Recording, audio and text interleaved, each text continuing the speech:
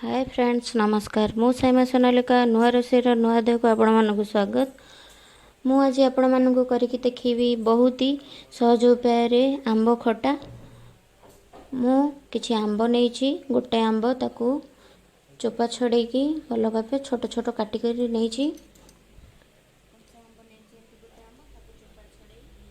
आंब को मु धोईकी भल भाव सफा कर नहीं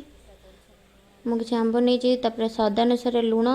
किछि तेल दुईटा कंचा लंका किछि भृषंग पत्र लंका गुंड हाफ चम्मच हलदी गुंड हाफ चम्मच पान मधुरी हाफ चम्मच मेथी हाफ चम्मच जीरा हाफ चम्मच सोरिष हाफ चम्मच आ मु किछि गुड़ नहीं गोटे पैन गरम करिकी मु ता देहरे किछि सोरिष हाफ चम्मच आ जीरा मेथी पान मधुरी किछि ताकू टिके गरम करने भी भाजने भी टिके बेसी भाजबेनी ताकू मु आंब खटारे गुड़ यूज करछि आपण चीनी भी चाहिए यूज कर परिबे जो माने गुड़ खाउ नांती भल भाबे भाजी गला पर मु ताकू प्लेट को काढी ठंडा हबा को छाड़ी छी आ सेम पैन रे मु त किछि पानी देइछि पानी गरम होला पर कटा आंब को पके हाफ चम्मच हल्दी गुंड आ हाफ चम्मच लुण पकेकी ताको आंब को सिझा को देवी 10 मिनिट मीडियम फ्लेम रे लिड कवर करिकी भल भाबे आंब को सिझा को छाड़ी 10 मिनिट आंब हमर सिझी गलानी भल भाव रे मु गोटे आंब को काढ़ी नउची तापर सेम पैन रे मु 2 चम्मच तेल गरम करिकी ता देरे मु ए गोटा मसला को दरदरा सब भल भाबे छेची नेबी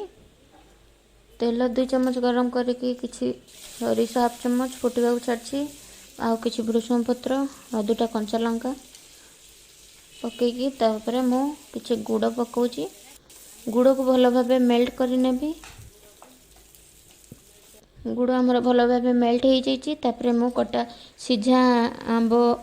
रखितली तापर ताको ऐड करी भल भाबे मिक्स कर नउची अल्प टिके पानी दउची ता देरे अल्प टिके पानी देकी भल भाबे लिड कवर कर नउची 5 मिनिट ताको भल भाबे सिझे नेबे आउ टिके मोर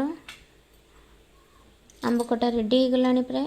मु हाफ चम्मच लंका गुंड ऐड करची आउ कुटिकी रखिदेबा मसला गुंड को ऐड करी भल भाबे मिक्स करी नउची हमर आंब खटा देखंतु प्रस्तुत हो जाइए पूरा आचार भली ही देखा होची आपण माने एमती थरे करिकी ट्राई करंतु।